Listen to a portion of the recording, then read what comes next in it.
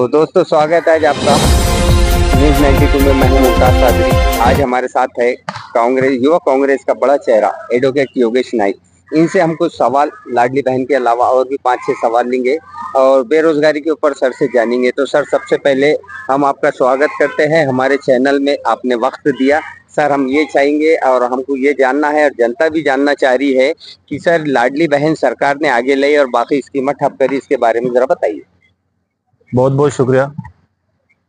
मेरा ये मानना है कि जो लाडली बहन है, जो सरकार इनको हर महीने 1,500 रुपये देने की कवायद कर रहा है, तो उन लोगों को 1,500 नहीं, 2 नहीं, 3,000 रुपये देना चाहिए, ऐसी मेरी मांग है। पर साथ ही में जो लाडली बहन के साथ में जो अपने बाकी के जो डेवलपमेंट के प्रोग्राम चलते हैं महाराष्ट्र शासन के, उसके बारे में क्या चल रहा है? उसके बाद वो पूरे के पूरे जो योजना है वो पूरी ठप हो चुकी है। कोई योजना आगे रन नहीं कर पा रही है क्योंकि महाराष्ट्र शासन के पास पैसे नहीं है। और महाराष्ट्र शासन के पास पैसे नहीं है, ये तो सिर्फ सिंगल बात हो गई, पर महाराष्ट्र के ऊपर जो बड़ा कर्जा है उसके बारे में भी महाराष्ट्र गवर्नमेंट को सोचना चाहिए। क्योंकि महाराष्ट्र गवर्नमेंट का कर्जा सिर्फ एक महाराष्ट्र गवर्नमेंट पे ना होकर वो पब्लिक पे भी होता है। तो मेरा मानना है कि लाडली बहन की योजना चालू रखते टाइम में उन्होंने डेवलपमेंट के जो ये है, जो रोड है, कॉलेज है, स्कूल है, इसके बारे में भी महाराष्ट्र शासन ने सोचना चाहिए। तो सर, सबसे पहले आज जो है तो देश में और हमारे महाराष्ट्र में सबसे बड़ा मुद्दा आज बेरोजगारी का है और युवा जो है तो वही बेरोजगारी के कारण गलत दिशा में जा रहा है। सर, उसके ऊपर आप क्या बोलना चाहेंगे? महाराष्ट्र में गवर्नमेंट आने से पहले मोदी साहब ने बोला था कि हर साल मैं 2 करोड़ नौकरियां दूंगा। आज तक किसी स्टेट में या पूरे देश में 2 करोड़ नौकरियां नहीं मिल पाई किसी। युवा जो पढ़ता है, केजी से लेके पीजी तक पढ़ता है, तो उसको नौकरी की अपेक्षा रहती है, सिक्योरिटी की अपेक्षा रहती है, जो कि वो उसका राइट है गवर्नमेंट की तरफ, पर ये गवर्नमेंट उसको दे नहीं पा रही है। तो गवर्नमेंट की कमियां हो गई पूरी की पूरी। सर, मेरे घर के बाजू एक स्कूल है, स्कूल का नाम नहीं बताऊंगा मैं, मगर वो सरकारी स्कूल है सर। उसके अंदर आज 5 महीने होने के बाद बच्चों को ना मिड डे ना कुछ ना क्या, दूसरी बात यहाँ तक कि सरकार ने यूनिफॉर्म तक के वो स्कूल में आज तक नहीं पहुंचे। सर, उसके बारे में बोलिए। नहीं, आपके पास तो दुरुस्त जानकारी है। पिछले 5 साल से स्कूल चालू हो गए, 5 महीने हो गए। महाराष्ट्र शासन ने जो बच्चों को कपड़े आते हैं गवर्नमेंट की तरफ से, वो कपड़े महाराष्ट्र के कोई स्कूल में नहीं है। और जो मिड डे मील का इशू है वो तो सॉल्व करने की कोशिश करेंगे। सर, जाते जाते बस अब इसके बाद हम खत्म करेंगे अपनी बात। सर, जाते जाते आज जिस तरह से हमारे महाराष्ट्र में भड़काऊ भाषण देकर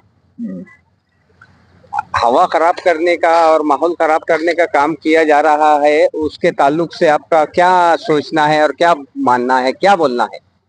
देखिए कादरी साहब, मैं आपको बताना चाहूंगा, जो लोग भी अभी महाराष्ट्र में जो लोग बहुत सालों से यारी दोस्ती से रह रहे हैं, 2 मजहब के बीच में भाईचारा है, गंगा जमुना तहजीब है, खास करके महाराष्ट्र में, तो यहाँ पे कुछ भी करके इन लोगों को दंगा करना है।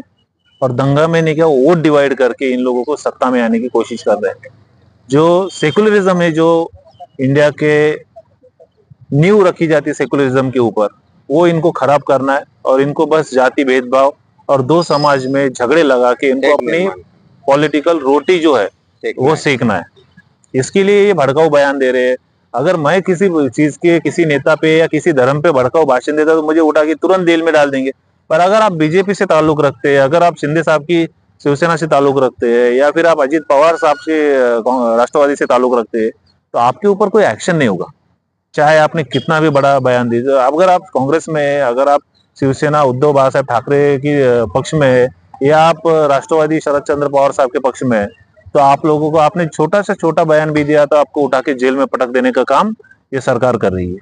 तो सर, आप जो है तो जनता को क्या मैसेज देना चाहेंगे? मैं जनता को यही मैसेज देना चाहूंगा कि आप आने वाले इलेक्शन में महाविकास आघाड़ी को भारी बहुमतों से जिताए और महाराष्ट्र में महाविकास आघाड़ी का मुख्यमंत्री बैठेगा।